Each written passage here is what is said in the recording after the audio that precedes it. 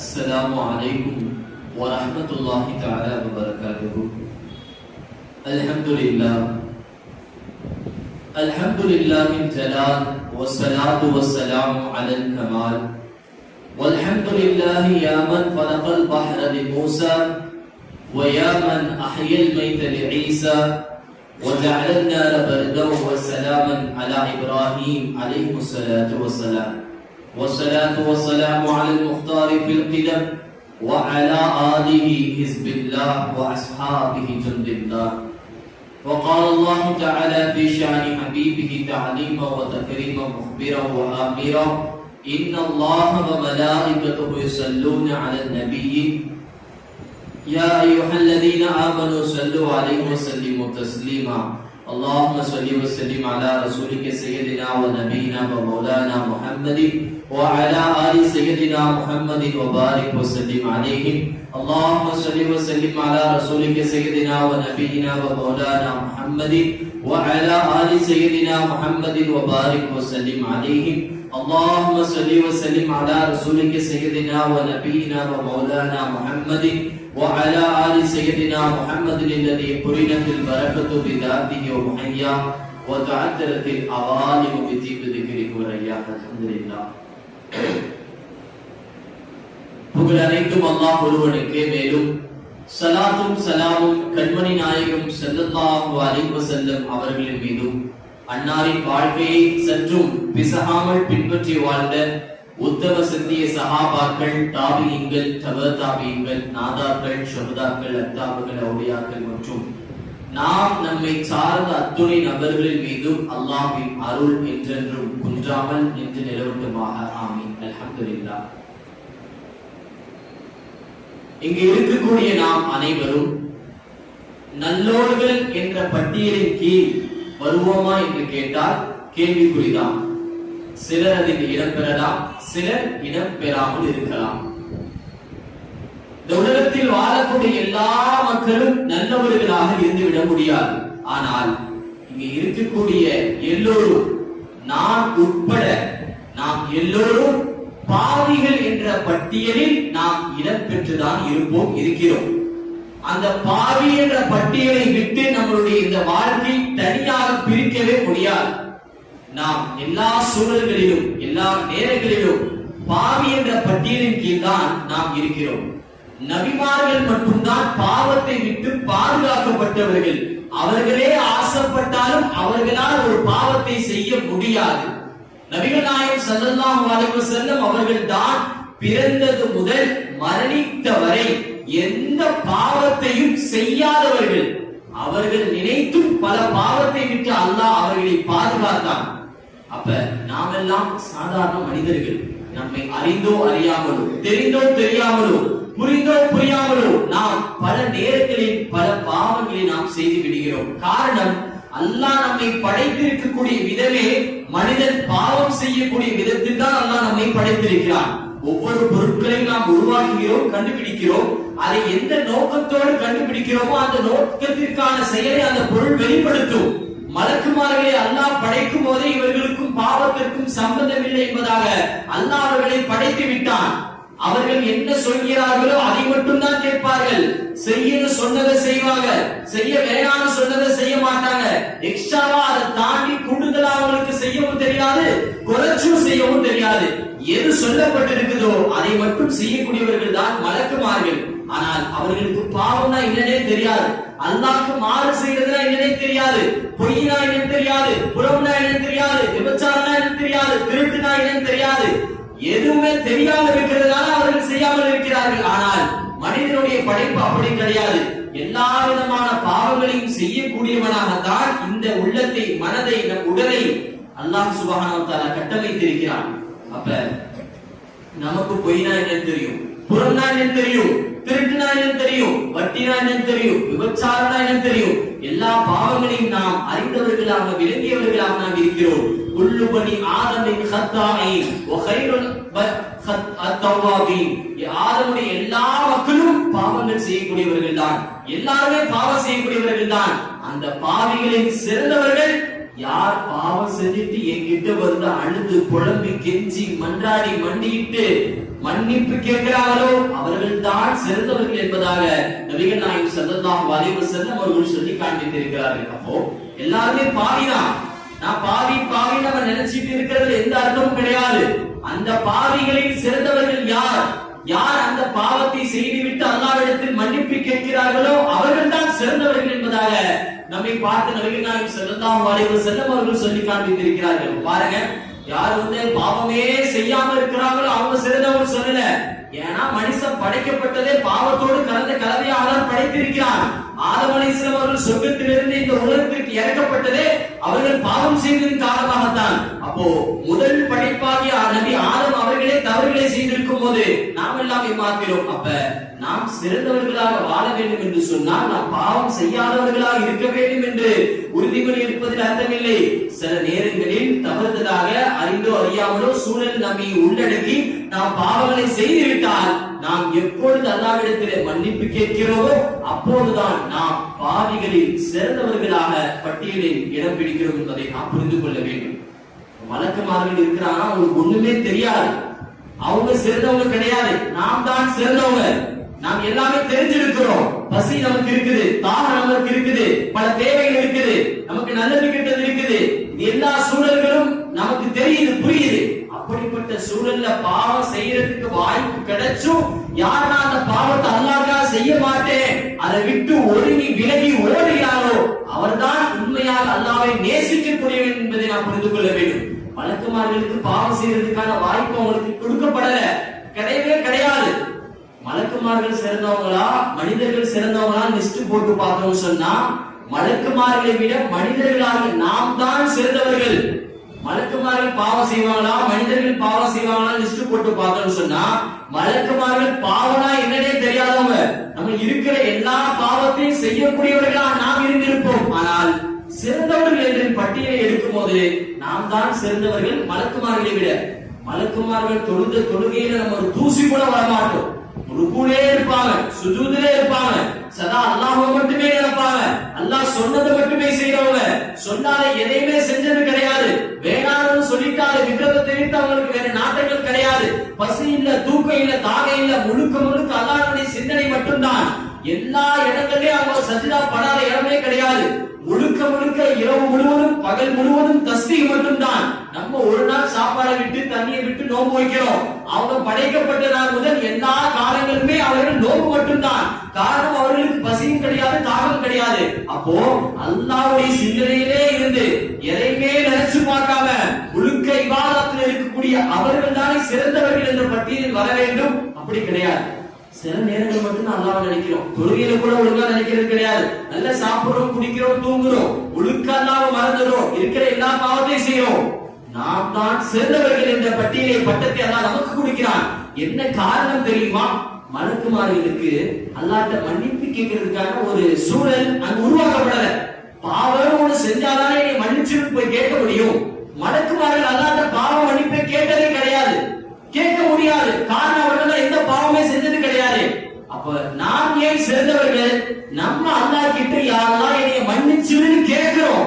அப்படி அல்லாஹ்ட்ட மன்னிப்பு கேட்கிற ஒரே காரணத்தினால்தான் நாம் சிறந்தவர்களாக மலக்குமார்களை விட மனிதர்கள் தான் சிறந்தவர்கள் என்ற பட்டியலில் நாம் இடம்பெறுகிறோம். அப்ப நாம் பாவ மன்னிப்பை நமக்கு உண்டான நம் அமல்களில் அதிகமாக அதிகரிக்க வேண்டும். எதுவுமே தெரியாம இருந்து தப்பு செய்யாம இருக்கிறது பெரிய அந்தஸ்து கிடையாது.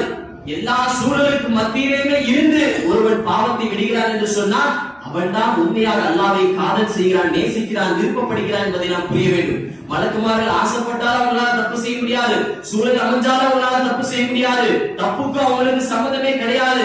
அவர்கள் ஒரு வணக்கத்தில் மூழ்கி இருக்கக்கூடியவர்கள். அவர்கள் பாவம் செய்யாமல் இருப்பது பெரிதல்ல. எல்லா சூழல்களும் அமைந்தும் கூட நான் அல்லாஹ்வை நேசிக்கிறேன் என்பதற்காக, அந்த ஒரு காரணத்திற்காக, அல்லாஹ் என்னை பார்க்கிறான் என்ற அந்த ஒரு சிந்தனைக்காக எப்போது நாம் பாவத்தை விட்டு விலகுகிறோமோ அப்போதுதான் அல்லாஹ் நம்மை நேசிக்கக்கூடியவனாக மாறுகிறான். அப்ப இந்த உலகத்துல வாழக்கூடிய நம்ம எல்லாருமே நமக்கு கஷ்டம் வரணும், வறுமை வரணும், துன்பம் வரணும், துக்கம் வரணும், துயரம் வரணும், என் வாழ்க்கை நெருக்கடியா இருக்கணும்னு ஆசைப்பட மாட்டோம். நல்ல விசாலமான வாழ்க்கை, செல்வ செழிப்பா இருக்கணும், நல்ல குழந்தைகள் வேணும், நல்ல செலவு பண்றதுக்கு காசு பணம் வேணும், நல்ல வாழ்க்கையை தான் நம்ம ஆசைப்படுவோம். எல்லாருமே அப்படிதான். நபிகள் நாயகம் ஸல்லல்லாஹு அலைஹி வஸல்லம் அவர்கள் சொல்லி காண்பிக்கிறார்கள், ஒருத்தவனுக்கு நல்ல வாழ வேண்டும் என்ற ஒரு ஆசை இருக்கிறது என்று சொன்னால் அவன் செய்யக்கூடிய ஒரு அமல் பாவ மன்னிப்பு அதிகப்படுத்தினா போதும். அழகான ஒரு எடுத்துக்காட்டாக இமாம்கள், நபிமார்கள், வலிமார்களுடைய அந்த வரலாறுகளை படித்து பார்க்கும்போது ஒரு பெரிய இறைநேசர் அல்லாமா ஹஸனுல் பஸ்ரி ரஹ்மத்துல்லாஹி அலைஹி வலிமார்களுடைய பட்டியலில் வரக்கூடியவர்கள், அவங்க கிட்ட ஒருத்தர் வர்றார், வந்து புலம்புறார், எங்க ஊர்ல மழையே பெய்ய மாட்டேங்குது, வறண்ட பூமியா இருக்குது, வெயில் அடிச்ச மேனிக்கே இருக்குது, நாங்க என்ன செய்யட்டும், ஏதாச்சும் ஒரு நல்ல காரியங்களை சொல்லுங்களேன்னு கேட்கும்போது இஸ்திக்ஃபார், அல்லாஹ்ட்ட போய் பாவ மன்னிப்பு கேளுங்கன்னு சொல்லி அனுப்பி வச்சுட்டாங்க. இன்னொருத்தர் சில நாட்கள் கழிச்சு வராரு, அடுத்ததா இரண்டாவதா அவரு ஹஸனுல் பஸ்ரி ரஹ்மத்துல்லாஹி அலைஹி அவங்க கிட்ட வந்து, எனக்கு குழந்தையே இல்ல, குழந்தை பாக்கியம் இல்லாம நான் ரொம்ப கஷ்டப்படுறேன், ரொம்ப சிரமமா இருக்குது, திருமணமாகி ரொம்ப நாள் ஆச்சு, இன்ன வரைக்கும் குழந்தை கிடையாது. அப்ப அவங்க சொல்லி கொடுக்கக்கூடிய ஒரு சொல்யூஷன் இஸ்திக்ஃபார், அல்லாஹ்ட்ட போய் பாவ மன்னிப்பு கேளுங்க. மூணாவதா ஒருத்தர் வராரு, வந்து அதே ஹஸனுல் பஸ்ரி ரஹ்மத்துல்லாஹி அலைஹி அவர்களிடத்தில் கேட்கிறார்கள், எனக்கு செல்வம் இல்ல, வியாபாரத்துல லாஸா போகுது, நான் ஏழ்மையில இருக்கிறேன், காசு பணத்தை நான் பார்க்க முடியல, லாபம் சம்பாதிக்க முடியல, வறுமையில இருக்கிறேன், கடன்ல இருக்கிறேன், எனக்கு ஏதாச்சும் ஒரு சொல்யூஷன் சொல்லுங்கன்னு கேட்கும் போது இஸ்திக்ஃபார், அல்லாஹ்ட்ட பாவ மன்னிப்பு கேளுங்க அனுப்பி வச்சிடறாங்க. இப்ப அந்த இறைநேசருக்கு கூட இருந்த ஒருத்தருக்கு ஆச்சரியம், அதிசயம், 3 பேர் வந்தாங்க, 3 பேருடைய பிரச்சனையுமே வேற வேற, இவருடைய பிரச்சனை வேற, அவருடைய பிரச்சனை வேற, மூணாவதுடைய பிரச்சனை வேற. ஆனா ஹஸனுல் பஸ்ரி ரஹ்மத்துல்லாஹி அலைஹி அவர்கள் 3 பேருக்கும் 3 விதமான சொல்யூஷன் சொல்லணும். ஹாஸ்பிடல் போறோம், தலைவலினா அதுக்கு ஒரு மாத்திரை கொடுக்கணும், வயிறு வலினா வேற மாத்திரையை கொடுக்கணும், எல்லா நோய்க்கும் ஒரே மாத்திரையை கொடுக்கறாங்களேன்ற டவுட் நமக்கு வர மாதிரி, எதுக்கு எடுத்தாலும் பாவ மன்னிப்பு பாவ மன்னிப்பு பாவ மன்னிப்புன்றாங்களே, மழை பெய்யுதுன்னு ஒருத்தர் வந்தாரு பாவ மன்னிப்பு கேளுங்கன்னு சொல்றாங்க, குழந்தை பாக்கியம் ஒருத்தர் வந்தாரு பாவ மன்னிப்பு கேளுங்கன்னு சொல்றாங்க, காசு இல்ல, கடல்ல இருக்கிற, வறுமையில இருக்கிறன்னு ஒருத்தர் வந்தாரு பாவ மன்னிப்பு கேளுங்கன்னு சொல்றாங்க. இப்படி எல்லாத்துக்கும் ஒரே பதிலா இருக்குதேன்னு இவங்க அந்த இறைநேசத்தை போய் கேட்கிறாங்க. அவ குர்ஆனுடைய இறைவசனத்தை எடுத்து அவர்கள் சொல்லி காண்பிக்கிறார்கள். அல்லாஹ் சுப்ஹானஹு வ தஆலா குர்ஆனிலே சொல்லி காண்பிக்கிறான், பாவங்கள் மன்னிக்கப்பட்டு விட்டது என்று சொன்னால் உங்களுக்கான எல்லா தேவைகளும் அல்லாஹ்வாகிய நான் பூர்த்தி செய்து கொடுக்கிறேன். யும்திதுக்கும் பி அம்பாலின் வ பனீன், குழந்தை பாக்கியத்தை நான் கொடுக்கிறேன், செல்வங்களிலே பரக்கத்தை நான் கொடுக்கிறேன், மலைகளை நான் பொழிய செய்கிறேன் என்பதாக அல்லாஹ் குர்ஆனிலே சொல்லி காண்பித்தார். அதை வைத்துதான் நான் இவர்களுக்கு பதில் சொன்னனே தவிர நானா சுயமா யோசிச்சு சும்மா வாய்க்கு வந்தபடி நான் அவங்களுக்கு பதில் சொல்லல என்பதை அவர்கள் சொல்லி காண்பித்தார்கள். பாருங்க, பாவ மன்னிப்பு தான் எல்லா விதமான தேவைகளுக்குமான அடிப்படை மூல காரணமாக இருக்கிறது. அழகான ஒரு நபிமொழி நபிகள் நாயகம் ஸல்லல்லாஹு அலைஹி வஸல்லம் அவர்கள் சொல்லி காண்பிக்கிறார்கள், ஒரு மனிதன் அவன் செய்யக்கூடிய பாவத்தின் காரணமாக அவனுக்கு வர வேண்டிய ரிஸ்க் தடுக்கப்பட்டு விடும்.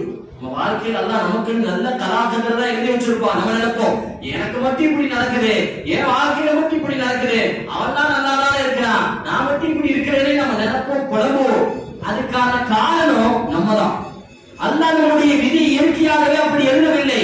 நாம் ஏதோ ஒரு இடத்தில் செய்த பாவத்தின் காரணமாக அல்லாஹ் நமக்கு வர வேண்டி இருந்த ரிஸ்கை நம்ம கலாச்சாரத்தில் நல்லா எழுதியிருப்பான். நல்ல சாரியான மனைவி அமைன்னு எழுதியிருப்பான், கடன் இல்லாத வாழ்க்கை நமக்கு கிடைக்கிறது எழுதியிருப்பான், நல்ல லாபங்கள் கிடைக்கிறது எழுதியிருப்பான், பிசினஸ் ஆரம்பிக்கிறவங்க வெற்றி பெறுவான கலாச்சாரத்தில் எழுதியிருப்பான், எல்லா விதமான நல்ல கலாச்சாரத்தை அல்லாஹ் நமக்கு எழுதியிருப்பான். பல நேரங்களில் பல அன்பளிப்புகளை பரிசுகளை அல்லாஹ் கொடுக்கக்கூடியவனாக மீது இரக்கம் காட்டியிருப்பான். ஆனால் நாம் என்றோ ஒரு நாள் ஏதோ ஒரு இடத்தில் நம்மை அறிந்தோ அறியாமல் செய்த அந்த பாவத்தின் காரணமாக அல்லாஹ் நமக்கு கொடுக்க இருந்த அந்த ரஹ்மத்தை, பரக்கத்தை, நல்ல விஷயங்களை அதை அப்படியே தடுத்து விடுகிறான்.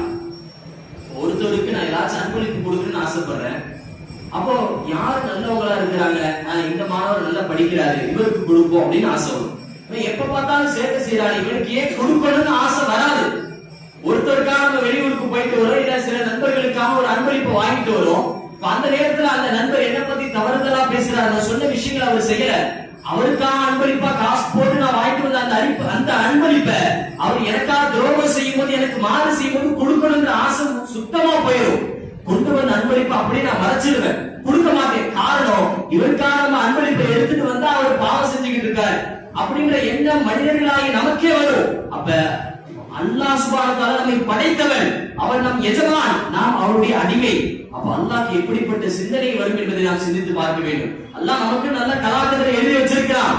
அந்த மலக்குமார்கள் மூலியமா நமக்கு கொண்டு வந்து கொடுக்க போற நேரத்துல நம்ம பாவிகளா இருக்கிறோம், பாவம் செய்யறோம், என்னைக்கோ செஞ்ச பாவம். அதனால அந்த பாவத்தை விட்டு நாம் தவிர்த்து கொள்ள வேண்டும். நாம் பாவம் செய்வோம் என்று சொன்னால் அந்த பாவங்கள் நம்மோடு நின்று விடாது. அந்த பாவத்தினுடைய வெளிப்பாடாக, பிரதிபலனாக நம் குடும்பங்களுக்கும் அந்த ஆபத்துகள் வந்து சேரும், நம் பிள்ளைகளுக்கும் அந்த ஆபத்துகள் வந்து சேரும், நாம் யாரை சுற்றி இருக்கிறோமோ அந்த சுற்றி உள்ளவர்களுக்கும் அந்த ஆபத்துகள் வந்து சேரும் என்பதை நாம் புரிந்து கொள்ள வேண்டும் என்பதை நாம் சிந்தித்து பார்க்க வேண்டும். அல்லாஹ் சுப்ஹானஹு வ தஆலா ஸ்டேஜ் எப்படின்னு சொன்னா, ரஹ்மத்தை இறக்கினாலும் ஒட்டுமொத்தமா இறக்குவான், அதாபை இறக்கினாலும் ஒட்டுமொத்தமா இறக்குவான். இந்த ஊர்ல ஒரு நல்லவங்களுக்காக மழை பெய்யுதுன்னு சொன்னா அவங்க தலையில மட்டும், அவங்க வீட்டுல மட்டும் மழை பெய்யாது, ஊர் முழுக்க தான் மழை பெய்யும். அது மாதிரி சில நபர்களுக்கு அல்லாஹ் சுப்ஹானஹு வ தஆலா வேதனை கொடுக்க வேண்டும் என்று சொன்னால் அவங்களுக்கு மட்டும் வராது, அந்த இருக்கக்கூடிய சமூக மக்கள் ஒட்டுமொத்தமாக அவர்களுக்கான வேதனையை அல்லாஹ் சுப்ஹானஹு வ தஆலா இறக்கி இருக்கிறான். ஒரு கூட்டமே அறிந்திருக்கிறது என்ற பல வரலாறுகளை நாம் படித்திருக்கிறோம், கேள்விப்பட்டிருப்போம். அது அல்லாஹ்வுடைய நல்லடியார்களே, நாம் முழுக்க பாவங்களை விட்டு தவிர்த்திருக்க வேண்டும், ஒதுங்கி இருக்க வேண்டும்.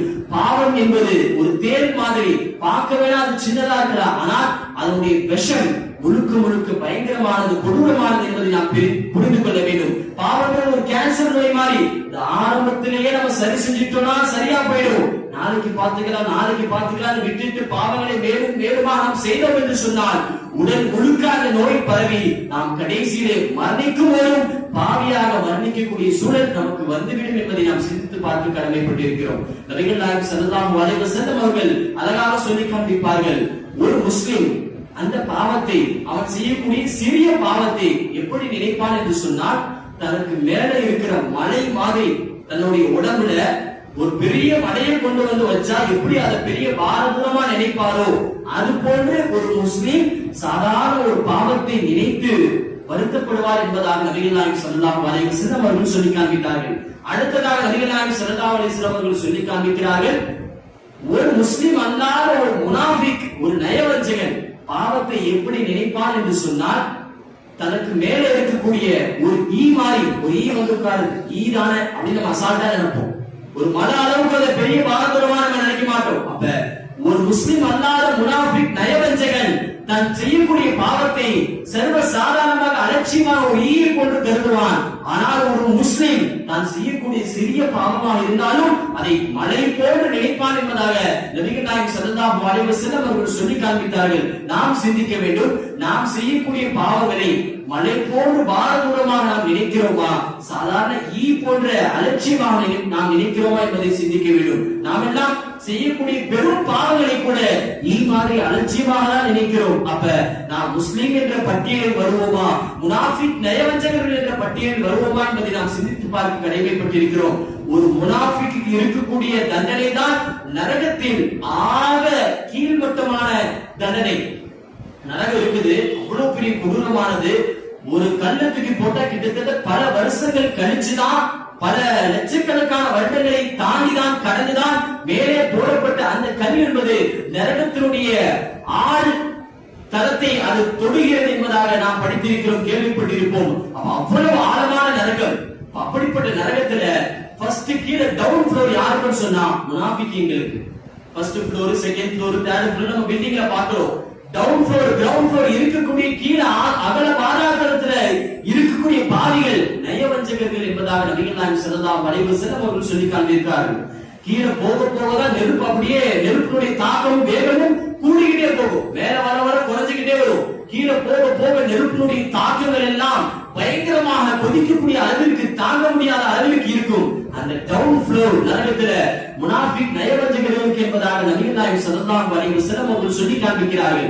நாம் நயவஞ்சகர்கள் என்ற பட்டியலில் இருக்கக்கூடாது என்று சொன்னால் நாம் செய்யக்கூடிய பாவத்தை அலட்சியமாக, பாவம் படைச்ச ரப்புக்கு மாறா செய்யறோம். அப்ப அது சின்ன பாவமா இருந்தாலும் பெரிய பாவமா இருந்தாலும் அதை செய்வதற்கான தகுதி நமக்கு கிடையாது. அப்ப நாம் ஒரு சிறிய தவறை தெரியாமல் செய்து விட்டாலும் முக்மீன்கள் எப்படி ஒரு சின்ன பாவத்தை மலை போல் கருதுவார்களோ அதை போல நாம் நினைக்க கடமைப்பட்டிருக்கிறோம்.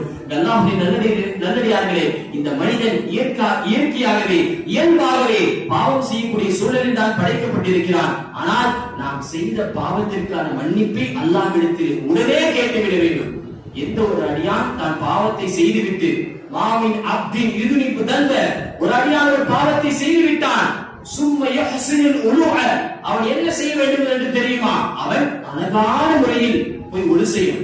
ஒரு யுஸல்லி ஸலாத ரக்அத்தைன், 2 ரக்அத் பள்ளியிலேயோ வீடுகளிலேயோ தனிமையில முஸல்லாவை விரிச்சு எப்போதும் ஒழு செய்யற மாதிரி அரக்க பறக்க ஃபாஸ்டா இல்லாம பொறுமையா அல்லாஹ் மட்டுமே நினைச்சு 2 ரக்அத் நாம் ஒழு செய்துவிட்டு 2 ரக்அத்துக்கான ஒழுவை நான் பாவ மன்னிப்புக்கான தொழுகை தொழுக போயினேன், அதற்காக ஒழு செய்கிறேன் என்ற நியத்தை வைத்துவிட்டு ஒழு செய்துவிட்டு தக்பீரை கட்டுனதிலிருந்து சலாம் கொடுக்கிற வரைக்கும் எந்த சிந்தனையுமே இல்லாம அல்லாஹ்வை மட்டுமே நினைச்சு பொறுமையா நிறுத்தி நிதானமாக நாம் 2 ரக்அத்திலே தொழுதுவிட்டு கையை தூக்கி, யா அல்லாஹ் நான் தெரியாம செஞ்சிட்டேன், என்னைய மன்னிச்சிரு, நான் இயல்பாகவே பாவம் செய்யக்கூடியவனாக படைக்கப்பட்டிருக்கிறேன், தெரியாம செஞ்சிட்டேன் அல்லாஹ், இனிமே நான் செய்ய மாட்டேன் என்ற மன்னிப்பை யார் கேட்கிறானோ இல்லா மா கஃபரல்லாஹு லஹு, அல்லாஹ் அவனுக்கு மன்னிக்காம இருக்கவே மாட்டான், மன்னிச்சேதான் தீருவான் என்பதாக நபிகள் நாயகம் ஸல்லல்லாஹு அலைஹி வஸல்லம் அவர்கள் நமக்கு உறுதி அளிக்கிறார்கள்.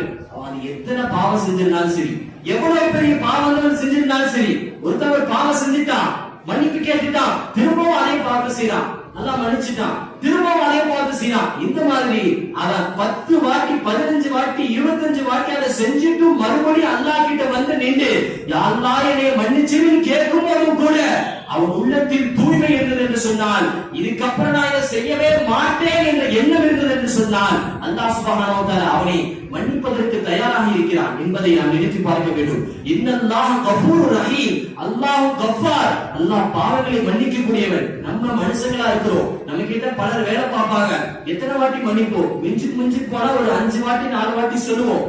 அதுக்கு மேல அவங்க கேட்கல, திரும்ப அதே தவறுல செய்யறாங்கன்னு சொன்னா அவங்கள வேலை விட்டு தூக்கிடுவோம். அவங்களுக்கான தேவைகளை நம்ம பூர்த்தி செய்ய மாட்டோம், அவங்களுக்கு சம்பளம் நம்ம கொடுக்க மாட்டோம். வேலையை விட்டு தூக்குறதுக்கு அப்புறம் அவங்க யாரும் நம்ம யாரும் பாருங்க. ஒரு 4 வாட்டி 5 வாட்டி சொல்லி கேட்காத பட்சத்துல கூட அந்த சாதாரண ஒரு சக மனிதர், அவரும் மனிதர் தான், இவரும் மனிதர் தான், ஆனால் இவர் கோபப்பட்டு திரும்பலாம் அவனை மன்னிக்க முடியாத மூச்சு அடிச்ச மாதிரி தூக்கி பேசுறாருன்னு சொன்னா எத்தனை வாட்டி பாவம் செஞ்சிருப்போம், எவ்வளவு பெரிய சூழ்நிலையில பாவம் செஞ்சிருப்போம், மோசமான கொடூரமான கேவலமான அசிங்கமான பாவங்களை நாம் செய்திருப்போம். ஆனால் எவ்வளவு பாவங்கள் செய்தாலும் அல்லாஹ்வை நான் மன்னிக்க தயார் என்று சொல்லும் அந்த ஒரு வார்த்தையை வைத்து நாம் விளக்க வேண்டும். அல்லாஹ் எவ்வளவு கருணை உள்ளம் படைத்தவனாக இருக்கிறார் என்பதை நாம் சிந்திக்க வேண்டும். அப்ப எவ்வளவு தூரம் நாம் பாவம் செஞ்சுட்டு அல்லாஹ் கிட்ட வந்து யா அல்லாஹ் என்னை மன்னிச்சிரு நம்ம கேட்கும் போது அல்லாஹ் சுப்ஹானஹு வ தஆலா மன்னிப்பதற்கு தயாராக இருக்கிறார் என்பதை நாம் புரிந்து கொள்ள வேண்டும். தௌபாவுடைய நிபந்தனைகள் 3. 1, இஹ்லாஸான நியத் இருக்கணும். யா அல்லாஹ் நான் இப்போ உன்கிட்ட தௌபா செய்ய போறேன் அப்படின்ற நியத் இருக்கணும். 2வது, இதுக்கப்புறம் இந்த பாவத்தை நான் செய்யவே மாட்டேன்ற உறுதிமொழி இருக்கணும். நம்ம மனசுலே அல்லாஹ் இப்போ தௌபா செஞ்சுப்போம், அதுக்கப்புறம் இன்னொரு வாட்டி நம்ம அந்த பாவத்தை செஞ்சுப்போன்ற எண்ணம் இருந்துச்சுன்னு சொன்னா அந்த பாவங்கள் மன்னிக்கப்படாது, அது தௌபா ஏற்றுக்கொள்ளப்படாது. நம்ம தௌபா கேட்கும் போது யா அல்லாஹ் இதுக்கப்புறம் இந்த பாவத்தை நான் நினைச்சு கூட பார்க்க மாட்டேன்ற உறுதிமொழி நமக்கு இருக்க வேண்டும். 3வது நிபந்தனை, நினைச்ச செஞ்ச அந்த பாவத்தை கொஞ்ச தூரம் நினைச்சு வருத்தப்படணும். சில பேர் பாவம் செய்வோம், அந்த பாவத்தை நம்ம பெருமையா பேசுவோம், நான் யாரு தெரியுமா, நான் அப்படி செய்வேன், நான் இப்படி செய்வேன், அன்னைக்கு நம்ம அப்படி செஞ்சோம்ல அது நல்லா இருந்துச்சு, அதையே நினைச்சு சந்தோஷப்படுறது. நினைச்ச பாவத்தை செய்த பாவத்தை நினைத்து கேவலமான செயலை நம்ம செஞ்சிட்டோமே, ஒரு முஸ்லிம் தானே, முஸ்லிம் தானே, நம்ம பேர் அப்துல்லா அப்துல் ரஹ்மான் தானே, நபி ஸல்லல்லாஹு அலைஹி வஸல்லம் அவங்க வம்சத்துல வாரிசுல வரக்கூடியவர்கள் தானே, நம்ம போய் ஒரு கேவலமா அல்லாஹ் குர்ஆன்ல செய்ய வேணாம்னு சொன்னதை செஞ்சிட்டோமே, அசிங்கத்தை செஞ்சிட்டோமே, அதை நினைச்சு நினைச்சு நினைச்சு தனிமையில நாம் வருத்தப்பட்டு அழுக வேண்டும். இந்த 3 நிபந்தனைகளுக்கு உட்பட்டு நாம் தௌபா இருக்கும் பொழுது நிச்சயமாக அல்லாஹ் சுப்ஹானஹு வ தஆலா நம் பாவத்தை ஏற்றுக்கொள்வதற்கு தயாராக இருக்கிறார் என்பதை நாம் சிந்தித்து பார்க்க கடமைப்பட்டிருக்கிறோம். எல்லா சூழல்களிலும் நாம் பாவிகளாக தான் படைக்கப்பட்டிருக்கிறோம். ஒரு சூழல் நம்மை பாவியாக உருவாக்கி விட்டது என்று சொன்னால் உடனே நாம் அல்லாஹ்விடத்திலே மன்னிப்பு கேட்க வேண்டும். காரணம், நாம் பாவம் செய்தும் தவறு செய்தும் மன்னிப்பு கேட்காவிட்டால் நமக்கு வர வேண்டிய ரிஸ்க் நமக்கு தடுக்கப்படும். பாவ மன்னிப்பு இஸ்திக்பார் அல்லாஹ்வை கேட்கிறோம். எப்ப நம்ம பாவ மன்னிப்பை நம் அன்றாட வாழ்நாளில் ஒவ்வொரு நாளும் கடைபிடிக்கிறோமோ நம் வாழ்க்கையில் எல்லா விதமான வெற்றிக்கான வாசலை அல்லாஹ் திறந்து வைக்கிறான். கடனில்லாத வாழ்க்கையை குறிக்கிறான். குழந்தை பாக்கியத்தை அல்லாஹ் குறிக்கிறான். செல்வத்தில் அல்லாஹ் பரக்கத் செய்கிறான். சீரும் சிறப்புமான நல்ல வாழக்கூடிய அளவுக்கு நம் வாழ்க்கை அல்லாஹ் சுப்ஹானஹு வ தஆலா வெற்றி நோக்கி நம்மை பயணிக்கக்கூடிய ஒரு நல்ல வாய்ப்பு நசீபை அல்லாஹ் நமக்கு கொடுக்கிறான் என்பதை நபிகள் நாயகம் ஸல்லல்லாஹு அலைஹி வஸல்லம் அவர்கள் சொன்ன அந்த ஹதீஸிலிருந்து நம்மால் புரிய முடிகிறது. சாதாரண ஒரு மனுஷன் கூட எந்த அல்லாஹ் நமக்கு எல்லா ஞாபகத்திலையும் பரக்கத்தையும் கொடுத்திருக்கிறான். கொடுத்திருந்து நம்ம பாவம் செய்யறோம். சில பேருக்கு அல்லாஹ் எதுவுமே கொடுக்கல, ஆனா அவங்க அவ்வளவு இபாதத்தா இருக்கிறாங்க, பொறுமையோடு இருக்கிறாங்க, முஸ்லிமா இருக்கிறாங்க, தொழுகையில எந்த குறையும் வைக்கிறது இல்ல. ஆனால் எல்லா ஞாபகத்திலையும் அல்லாஹ் நமக்கு கொடுத்தும் கூட எந்த குறையை நம் வாழ்க்கையில் அல்லாஹ் வைக்காமல் இருந்த சூழலிலும் கூட மீண்டும் மீண்டும் மீண்டும் நாம் அந்த பாவத்தை செய்து கொண்டே இருக்கிறோம் என்பதை நினைத்து நாம் வருத்தப்படக்கூடியவர்களாக நாம் மாற வேண்டும் என்பதை நாம் புரிந்து கொள்ள வேண்டும். ஒரு பிச்சைக்காரனுடைய வரலாறு சம்பவத்தை பற்றி பேசுவார்கள். தாஜ்மஹால் டெல்லியில ஒரு பிச்சைக்காரர் வாசல்ல உட்கார்ந்து இருக்கிறார். தாஜ்மஹாலுக்கு 4 சைடுமே ஒரே மாதிரி தான் இருக்கும். அப்ப ஒரு பெரிய செல்வந்தர் தன்னுடைய பேக்ல பணக்கட்டுகளை வச்சுக்கிட்டு என்ன செய்யறாரு, கிராஸ் பண்ணி உள்ள என்ட்ரன்ஸ்ல போறாரு. அவ்வளவு துணிமணிகள்லாம் இருந்ததுனால அந்த பணக்கட்டு தவறுதலா பறந்து என்ன செஞ்சிருச்சு, அப்படியே கீழே விழுந்து அந்த பிச்சைக்காரனுடைய தட்டுல விழுந்துருச்சு. இவர் அதை எப்படியாச்சும் எடுத்துடும். அவருக்கு கடுமையான பசி, நல்ல ஒரு ட்ரெஸ் கூட கிடையாது, கிழிஞ்ச ட்ரெஸ்ஸா தான் போட்டிருக்கிறார், கடுமையான பசி. அவர் நினைச்சிருக்காரு சொன்னா அந்த காசை எடுத்து அவர் பெரிய லட்சாதிபதியாக மாறி இருக்க முடியும். தனக்கு தேவையான பசி ஒரு நாள் அல்ல, வருடம் முழுக்க பசியை அவர் தீர்த்து இருக்க முடியும். நல்ல காஸ்ட்லியான ட்ரெஸ் வாங்கி அவரால் போட்டிருக்க முடியும். அவர் சொந்தங்கள் பந்தங்கள் குடும்பங்களை நல்ல விதமாக பார்த்து இருக்க முடியும். ஆனால் அவருக்கு அந்த நேரத்துல வந்த என்ன தெரியுமா, இதை நம்ம எப்படியாச்சும் அவருக்கு கொடுத்துருன்னு ஆசைப்படுறாரு. அவ்வளவு கொடுத்தல தேடி பார்க்கிறாரு, கிடைக்கல. அப்ப இன்னொரு நாள் எப்படி அன்னைக்கு அவரு சந்திப்பதற்காக அந்த சுற்றுலாக்கா வந்தாரோ அதே நபரு, ஏன்னா வந்தவரு இன்னொரு வாசல்ல போயிட்டாரு, திரும்ப அதே வாசல்ல வருவாரு, கொடுத்துனாலே இவர் காத்துக்கிட்டு இருந்தாரு, வேற வழியா எக்ஸிட் ஆயிட்டாரு. இன்னொரு நாள் பல வருடங்கள் கழித்து அவர் வரும்போது அந்த பணக்கட்டை எடுத்து அப்படியே இவரிடம், நீ அன்னைக்கு வந்தீங்க, நீங்க தானே அது, இந்த காசு உங்க பைக்கட்டுல இருந்து விழுந்துச்சு, நான் இதை திரும்ப கொடுத்துட்டு நான் எடுத்து வச்சிருந்தேன்னு சொல்லி கொடுக்கும் போது இவருக்கு ஒரே ஆச்சரியம். இவ்வளவு பெரிய பிச்சைக்காரனா இருக்கிறாரு, பசி கஷ்டம் எல்லாமே அவருக்கு இருக்கும், ஆனா என் காசுல ஒரு வாரம் கூட எடுக்காம நான் எப்ப வருவேன்ற அளவுக்கு காத்திருந்த அந்த அமானிதத்தை என்னிடம் ஒப்படைக்கிறாரே, இதுக்கான காரணம் என்னவென்று கேட்கும்போது அவர் சொன்ன பதில், இன்னைக்கு நான் பசிக்கிறதுல நல்ல ஆடைகள் இல்லை, இந்த காசை எடுத்து நான் செலவழிச்சிட்டேன்னு சொன்னா நாளைக்கு மறுமையில நான் எல்லா மக்களுக்கு மத்தியில் பாவியாக எழுப்பப்படுவேன், நான் அல்லாஹ்வின் முன்னால நான் தலை குனிஞ்சு நிற்க வேண்டும்.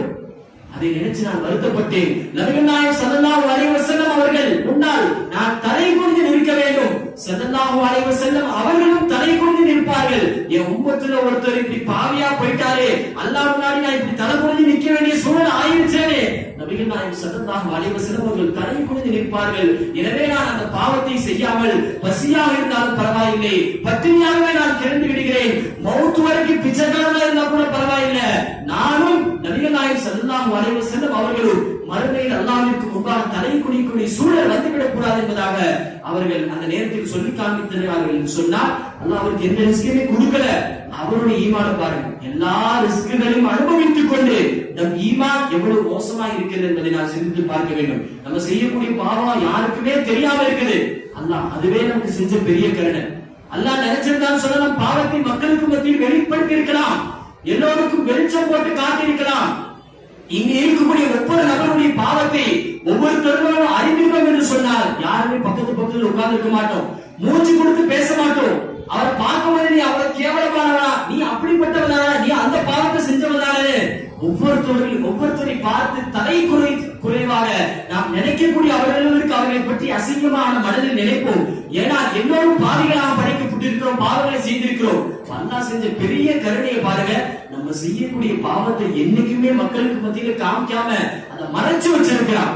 யாராச்சும் ஒருத்தர் பாவம் செஞ்சுட்டு அவரை சும்மா விட மாட்டோம், உடனே அதை 4 பேருக்கு எல்லா தெருவுக்கும் கூவி அதை எல்லாருக்கும் மத்தியில அசிங்கப்படுத்திடுவோம். ஆனா எல்லாத்தையும் பார்த்துக்கிட்டு இருக்க அல்லாஹ் நம்ம யாரு, எப்படிப்பட்டவங்க, எப்படி எப்படி வாழ்றோம், இந்த நேரத்துல என்ன செய்யறோம், எவ்வளவு பாவத்தை செஞ்சிருக்கோன்னு அல்லாஹ்வுக்கு தெரியும். ஆனா தெரிஞ்சுமே ஒருத்தர் பாவம் செய்யறாருன்னா அடுத்து மூச்சு கொடுத்து கூட அவர்கிட்ட பேச மாட்டோம், அவன் அசிங்கமானவன், அவன் பக்கத்துல கூட உட்கார மாட்டோம். ஆனா பாருங்க, எல்லா பாவங்களையும் செய்யும் நமக்கான உணவு எல்லாம் நிப்பாட்டினானா, நமக்கான மூச்சு எல்லாம் நிப்பாட்டினானா, எல்லா தேவைகளும் எல்லாம் கொடுத்துக்கிட்டே தான் இருக்கான். இந்த பாவத்தை எல்லாம் எப்போ வெளிச்சம் போட்டு காட்டுவான்னு சொன்னா நாளைக்கு மறுமையில எல்லா மக்களும் ஆஷரல யௌமல் கியாமத்துல நிற்கக்கூடிய அந்த நேரத்திலே எல்லாரும் செய்த பாவங்கள் மிகப்பெரிய டிஸ்பிளேல ஒரு பெரிய ஸ்கிரீன்ல இன்னைக்கு எப்படி தியேட்டர்ல போய் படங்களை பார்க்கிறோம், அந்த மாதிரி நாம் செய்த அசிங்கமான கேவலமான அருவருப்பான காட்சிகள் அங்கு படமாக போட்டு காக்கப்படும். அப்போது தெரியும் இவ்வளவு மோசமானவரா, அவர் அவ்வளவு மோசமானவரா, என்கிட்ட நல்லவ மாதிரி பேசுறியப்பா, இவ்வளவு பாவத்தை செஞ்சு வச்சிருக்கியப்பா. நாம் செய்த பாவங்களும் அங்கு வெளிச்சமாக போட்டு காட்டப்படும். எல்லாம் நல்லடியார்களே, மௌத்துக்கு முன்னாடி அல்லாஹ்ட்ட மன்னிப்பு கேட்டுட்டோம்னு சொன்னா அந்த அசிங்கமான கேவலமான தலைகுனிந்து இருக்கக்கூடிய அந்த மறைவை நாளில் அல்லாஹ் சுப்ஹானஹு வ தஆலா நம் பாவங்களை மன்னித்து விடுவான், மறைத்து விடுவான். மன்னிக்க அவர் தயார், ஆனா கையை தூக்கி மன்னிச்சிருன்னு கேட்கறதுக்கு நம்ம தயாரா இல்ல. அல்லாஹ்வுடைய நல்லடியார்களே, அல்லாஹ்விடத்தில் நாம் பாவ மன்னிப்பு கேட்க கடமைப்பட்டு இருக்கிறோம். அழுக வேண்டும், கெஞ்ச வேண்டும். அல்லாஹ்விடத்திலே அழுக வரலன்னா அழுகிற மாதிரி நடிகை நபிகள் நாயகம் ஸல்லல்லாஹு அலைஹி வஸல்லம் அவர்கள் சொல்லி காண்பித்திருக்கிறார்கள். இஸ்லாத்துல எந்த நேரத்திலும் நடிக்க கூடாது, உண்மையா மட்டும்தான் இருக்கணும், உள்ளத்துல உண்மை இருக்க வேண்டும். ஆனால் நடிகை ஒரு இடத்துல ரசூலுல்லாஹ் சொல்லி காமிச்சிருக்காங்கன்னு சொன்னா அல்லாஹ் கிட்ட நீ அழுகிற மாதிரியாச்சும் நடிகை சொல்லியிருக்கிறாங்க. இந்த சில பேர் பல பேர் செய்யற தவறு அஸ்தக்ஃபிருல்லாஹ் இஸ்திக்பார் செய்யும். அஸ்தக்ஃபிருல்லாஹ் அஸ்தக்ஃபிருல்லாஹ் அஸ்தக்ஃபிருல்லாஹ் அஸ்தக்ஃபிருல்லாஹ் அஸ்தக்ஃபிருல்லாஹ் ஸ்பீடா செஞ்சுட்டு போயிடும். அது அப்படியே தமிழ்ல மாத்தி பாருங்க, அல்லாஹ் மன்னிச்சிரு மன்னிச்சிரு மன்னிச்சிரு மன்னிச்சிரு மன்னிச்சிரு. இப்படி கேட்டா அல்லாஹ்க்கு எப்படி மன்னிக்க மனசு வரும்? ஒருத்தர் நம்ம கிட்ட பாவம் செஞ்சுட்டாருன்னா அவர் நம்ம கிட்ட வந்து கை கட்டி நின்று அப்படியே அழுது மூஞ்ச ஒரு மாதிரி பாவியா வச்சுக்கிட்டு மன்னிச்சிருங்க, இனிமே நான் தப்பு செய்ய மாட்டேன் அப்படின்னு கேட்கணும்னு நம்ம எதிர்பார்ப்போம். கையை திமிரா தெனாவட்டா வச்சுக்கிட்டு என்னை மன்னிச்சிருப்பான்னு சொன்னா மன்னிக்க மனசு வருமா? நமக்கே மனசு வராது. படைத்த அல்லாஹ் நம்ம கிட்ட எவ்வளவு பணிவையும் எதிர்பார்ப்பான் என்பதை நாம் சிந்திக்க வேண்டும். அப்ப பொறுமையா யாரெல்லாம் என்னை மன்னிச்சிரு, அஸ்தக்ஃபிருல்லாஹ் அஸ்தக்ஃபிருல்லாஹ் ஒவ்வொரு நாளும் இரவு உறங்குவதற்கு முன்பாக நாம் அன்னைக்கு நினைச்ச பாவங்களை சிந்திச்சு யாரெல்லாம் இன்னைக்கு நான் இந்த பாவத்தை செஞ்சுட்டேன், இனிமே செய்ய மாட்டேங்கிற உறுதிகளை நாம் எடுக்க வேண்டும். அல்லாஹ்விடத்தில் ஒவ்வொரு நாளும் மன்னிப்பு கேட்க வேண்டும். ஆக பாவிகளாக வாழக்கூடிய நசீபை அல்லாஹ் நமக்கு தராமல் சாலிஹீன்களாக வாழக்கூடிய பெரும் பாக்கியத்தை அல்லாஹ் சுப்ஹானஹு வ தஆலா நமக்கு தந்து புரிவானாக. நல்லோர்களுடைய பட்டியலில் நம்மை அல்லாஹ் சேர்த்து புரிவானாக. மரணிக்கும் போது எந்த பாவத்தையும் செய்யாத நல்ல அடியானாக மரணிக்கக்கூடிய பெரிய நசீபை அல்லாஹ் நமக்கு தந்து புரிவானாக. சில சந்தர்ப்ப சூழல்கள் நம்மை பாவியாக மாற்றிவிட்டது என்று சொன்னால் உடனே அல்லாஹ்விடத்தில் மன்னிப்பு கேட்கக்கூடிய நல்ல பாவ மன்னிப்பு தேடக்கூடியவர்கள் அல்லாஹ் நம்மை ஆக்கி அருள் புரிவானாக. இதுவரை நாம் செய்த எல்லா பாவங்களையும் அல்லாஹ் மன்னித்து அருள் புரிவானாக. வஹதவல் அல்ஹம்துலில்லாஹ். அஸ்ஸலாமு அலைக்கும் வரஹ்மத்துல்லாஹி வபரகாத்துஹு.